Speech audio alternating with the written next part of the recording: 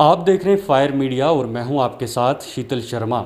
इस वक्त किश्तवाड़ के अंदर कोरोना की वर्तमान स्थिति क्या है, क्यों आखिर कोरोना के केसेस जो हैं कम्युनिटी स्प्रेड में आ चुके हैं, क्यों इस वक्त किश्तवाड़ में रोज़मर्रा के 40 से 50 केसेस 60 केसेस जो हैं आ रहे हैं, आखिर इसकी क्या वजह है, कहाँ पे प्रशासन से चूक हुई, क्या लोग जो है इसको हल्के में ले रहे हैं, क्या वजह है। और इस वक्त हमारे साथ बातचीत करने के लिए मौजूद हैं इंजीनियर राज बडियाल जी, जो कांग्रेस के सीनियर लीडर हैं किश्तवाड़ से।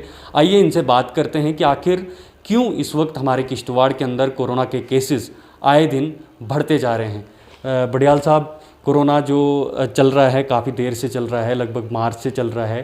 पहले किश्तवाड़ और डोडा का इलाका देखा जाए तो पूरी तरह से ग्रीन जोन में था, लेकिन अब कुछ दिनों से प्रतिदिन केसेस बढ़ते जा रहे हैं। कहाँ पे आपको कमी लग रही है, किससे चूक हुई, क्यों ये कम्युनिटी स्प्रेड में आ चुका है?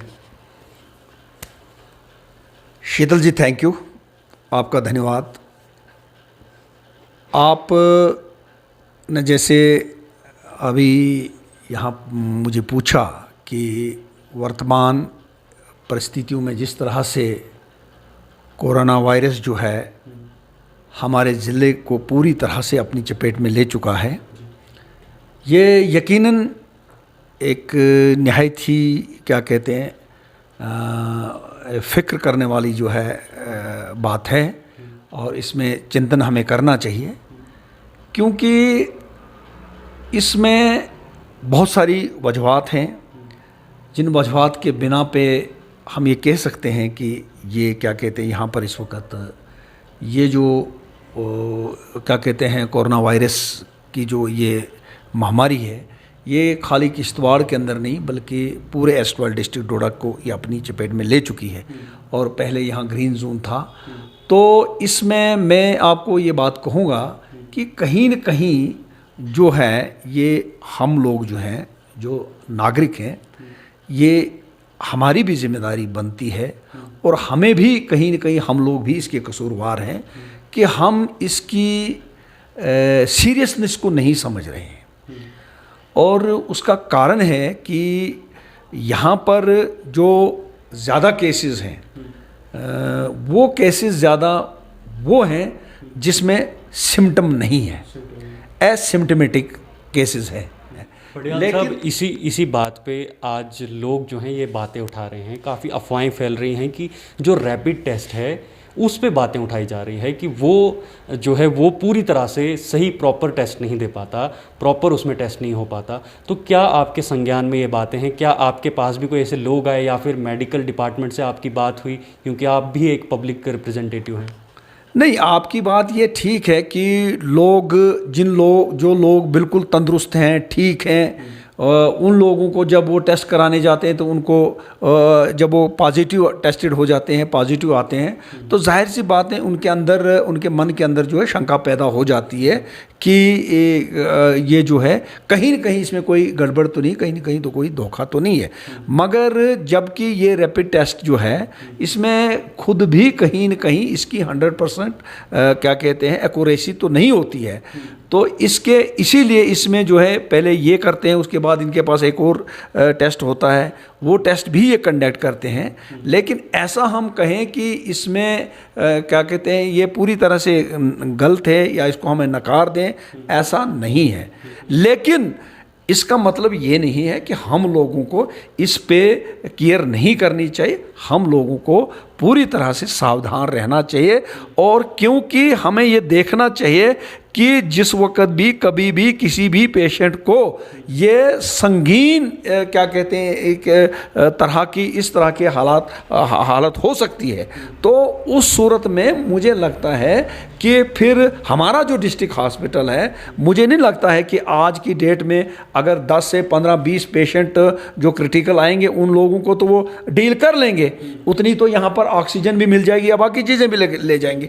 लेकिन अगर ज़रा भी इसमें ले तो लाल हम लोगों ने किया, और इस तरीके से जैसे वर्ल्ड हेल्थ ऑर्गेनाइजेशन भी कहती है कि बच्चों को और बुज़ुर्ग जो हैं उन लोगों पर ये ज़्यादा पर हावी होने के खतरात हैं, तो उन लोगों को परहेज़ करना चाहिए। तो मैं ये कहता हूँ कि इस वक्त हमें सरकार पे ही निर्भर नहीं लेना चाहिए, क्योंकि है तो ये ठीक, क्योंकि जिस वक्त सरकार को जो फैसला लेना चाहिए था कि कब लॉकडाउन का लेना चाहिए था, उस वक्त इस वक्त पूरे देश के अंदर 60 लाख से ज़्यादा केसेस हो चुके हैं और इस वक्त सरकार जो अनलॉक की तरफ गई है। और जिस वक्त सरकार ने एक जल्दबाजी में एक मतलब बिल्कुल हड़बड़ाहट में जो फैसला लिया कि नहीं जी एकदम से लॉकडाउन कर दिया, ये कर दिया, वो कर दिया, उस लॉकडाउन से हमें इतना ज़्यादा फ़ायदा नहीं हुआ। तो आपको लगता है कि एक बार फिर से सरकार को लॉकडाउन की ओर सोचना चाहिए, पूरे देश के अंदर संपूर्ण लॉकडाउन?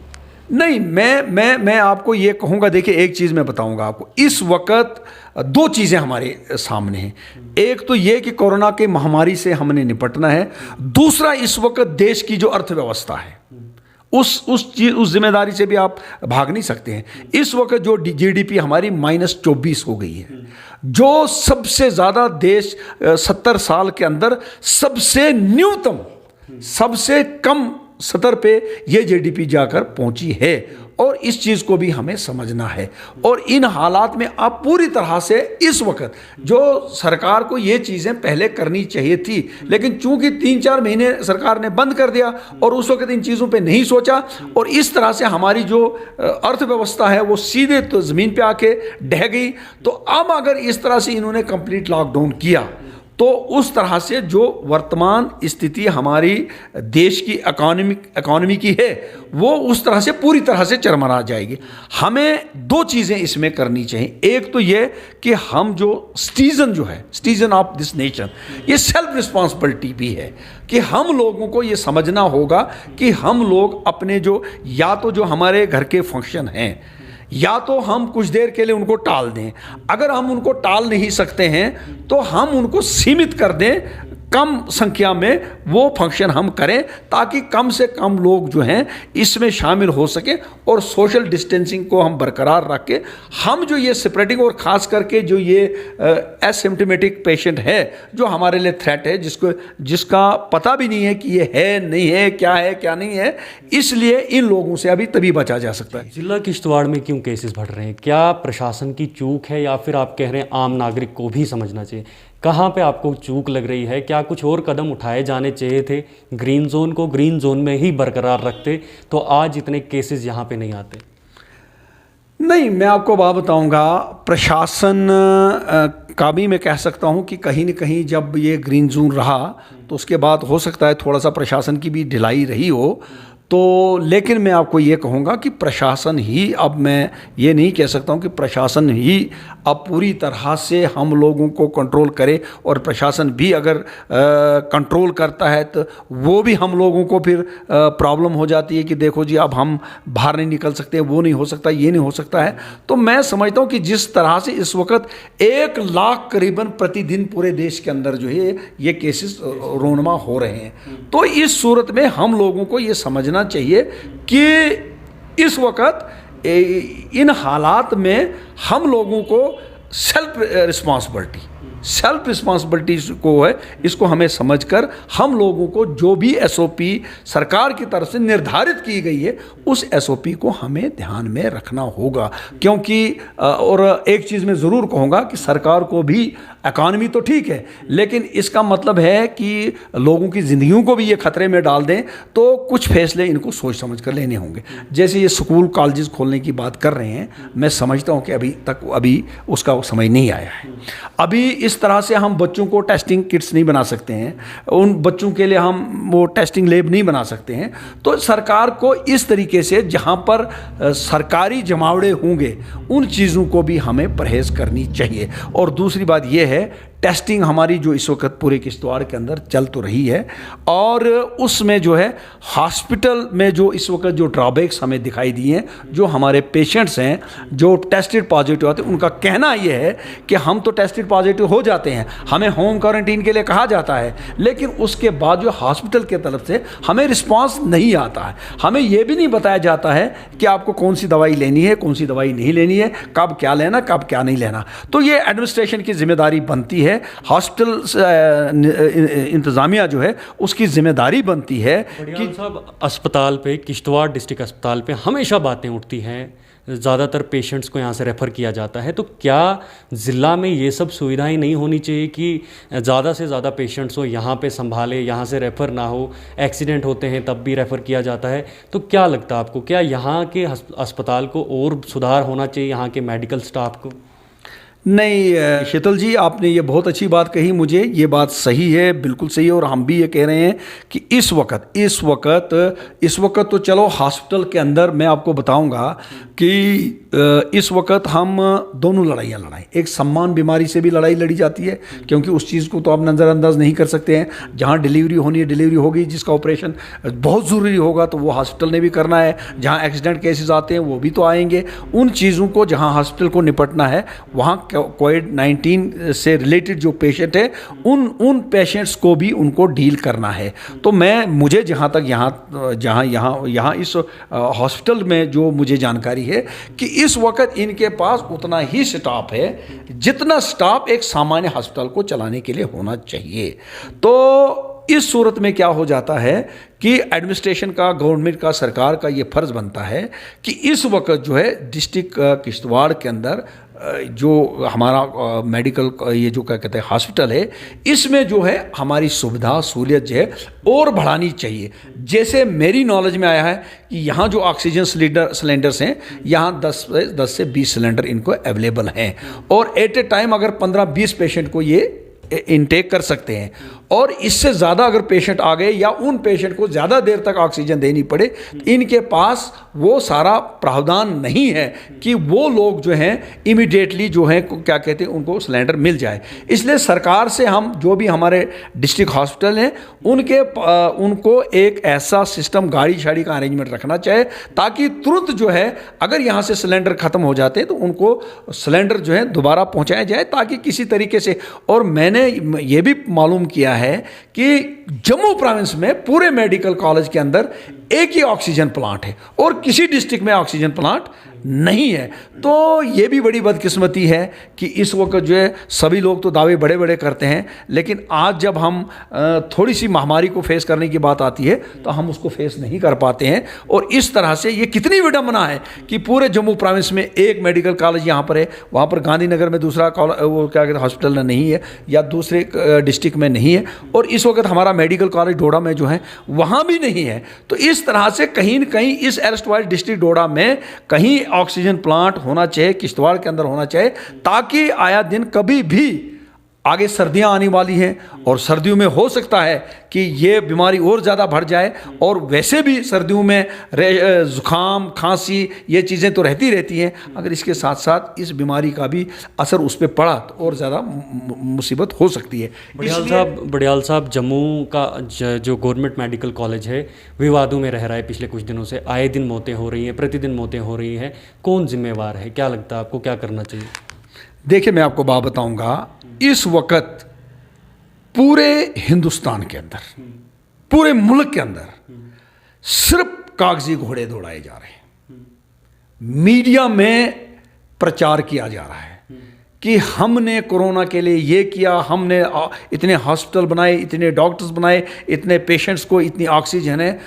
वास्तविकता इनकी पोल जो है, इंतजामिया की पोल, सरकार की पोल तब खुलती है जब एक कोविड पेशेंट को दर दर की ठोकरें खानी पड़ती हैं, चाहे दिल्ली के अंदर, चाहे देश के किसी भी स्टेट के अंदर। ये तब इनकी पोल खुलती है जब एक पेशेंट को दर दर की ठोकर खानी पड़ती है, हॉस्पिटल पे चक्कर लगाने पड़ते हैं, लेकिन उसको हॉस्पिटल में बेड नहीं मिलता है। और यही वजह है, मेडिकल कॉलेज की हालत भी यही है। आया दिन आज आप सोशल मीडिया में देख रहे होंगे कि मेडिकल कॉलेज में जिस बदतरीन हालात का वहाँ पर इस वक्त जो दृश्य देखने को मिल रहा है, मैं समझता हूँ कि इस वक्त जो वर्तमान सरकार है, जो वर्तमान इंतज़ामिया है, वो पूरी तरह से फेल हो चुकी है जम्मू कश्मीर की इस कोरोना लड़ाई को लड़ने के लिए।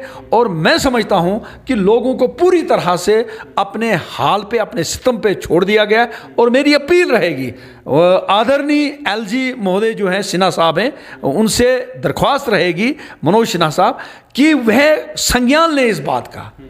आज मैं ज़रूर ये कह सकता हूँ कि अगर चुनी हुई सरकार होती है तो वो जो सरकार होती है वो चाहे एमएलए है, मंत्री हैं, वो ज़रूर हॉस्पिटल के चक्कर लगाते हैं। लेकिन इस वक्त जो है कोई भी एडवाइज़र, कोई भी कमिश्नर सेक्रेटरी, कोई भी गवर्नर का आदमी या स्वयं राज्यपाल जो है हॉस्पिटल की व्यवस्था पर ध्यान नहीं दे रहे हैं। एक बात मैं और कहता हूँ, कुछ चीज़ें और भी उठ के आ गई कि यहाँ एर्स्टवाइल डिस्ट्रिक्ट डोडा से हमारे लोग जो हैं, कई लोग कश्मीर में जाना चाहते हैं क्योंकि जम्मू में जगह नहीं है। तो मैं आग्रह करता हूं उपराज्यपाल महोदय से कि वो इस बात का भी संज्ञान ले ले, क्योंकि अब यहाँ सिंतन का जो रोड खुल गया, ये सिंतन का रोड खुल गया, इसके लिए हम डिस्ट्रिक्ट एडमिनिस्ट्रेशन का भी शुक्रगुजार करते हैं, क्योंकि उन लोगों को भी बहुत प्रॉब्लम थी जो उस इलाके में रहते हैं। लेकिन साथ में वहाँ पर भी एक कोई चौकी वगैरह रखनी चाहिए ताकि जो आमद रफ्त होती है, नकलो हरकत होती है, जो भी कोई आता है उसको प्रॉपरली चेक किया जाए, प्रॉपरली टेस्टिंग हो, ताकि ये डिस्ट्रिक्ट को जितना भी हो सके बचाया जा सके। बड़ियाल साहब, आखिर पे छोटा सा संदेश यहाँ के लोगों के लिए इस कोरोना काल के अंदर। मेरी यही अपील रहेगी, किश्तवाड़ की जनता से तो करूँगा ही करूँगा, बल्कि जहाँ तक भी ये आवाज़ आपके मीडिया के माध्यम से मुझ जैसे छोटी व्यक्ति की जाएगी, मैं यही अपील करूँगा कि आप इस बीमारी की नवियत को समझने की कोशिश करो, इसकी संगीनता को आप इस तरह से नज़रअंदाज ना करें और सरकार पर निर्भर ना रहें, बल्कि स्वयं एक जिम्मेदार नागरिक होने का परिचय दें। और आप जो हैं इस वक्त आप स्वयं कोरोना लड़ाई लड़ने का वॉरियर बने, क्योंकि हम स्वयं ही इस कोरोना से लड़ सकते हैं और हम ही लोग इसको मात दे सकते हैं। जय हिंद, जय भारत। बहुत बहुत धन्यवाद बात करने के लिए। तो हम सबको, हम आम नागरिकों को अपनी जिम्मेवारी समझनी चाहिए। जब हम ये जिम्मेवारी समझेंगे, जब हम इसको गंभीरता से लेंगे, तो उस दिन हम संपूर्ण रूप से कोरोना वायरस से जीत सकते हैं। आप देखते रहिए fire media. Camera person smile Sharma के साथ शीतल शर्मा, किश्तवाड़।